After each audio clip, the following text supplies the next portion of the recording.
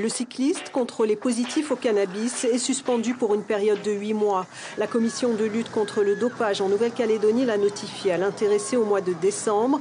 À la fédération tahitienne, on pratique des contrôles, mais on attend une réglementation appropriée. On a déjà fait des contrôles en amont de prévention contre notamment la consommation de cannabis, notamment pour l'organisation des championnats de France en 2015, les championnats de France d'outre-mer.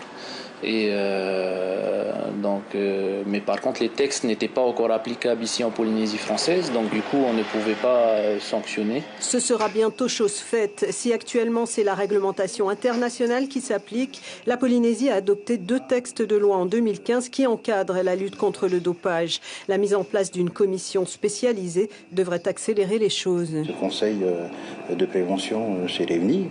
On a décidé d'un certain nombre de choses. Et il a été informé lors de cette réunion-là de la décision qui a été prise par rapport à la Nouvelle-Calédonie.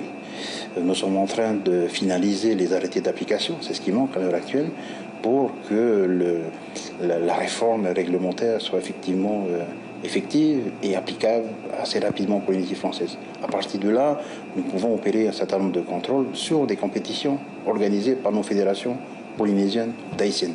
En attendant, les fédérations doivent prendre leurs responsabilités et pratiquer un minimum de contrôle préventif.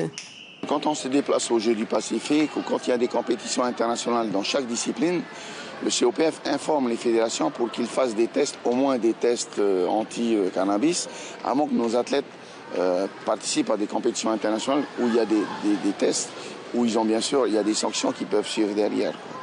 Et malheureusement, dans certaines fédés, ils ne le font pas. Dernièrement, on a eu une formation avec Sabrina Doum sur le dopage en tant que cadre technique. Et nous prévoyons avec un des représentants, un des élus de la fédération, une présentation de ce que j'ai pu avoir sur la lutte antidopage et ce que c'est que le dopage. Aujourd'hui, la Polynésie ne ferme plus les yeux sur une pratique trop répandue. On notera tout de même qu'à l'Agence française de lutte contre le dopage, le cyclisme n'arrive qu'en 6e position des disciplines, la première étant le rugby.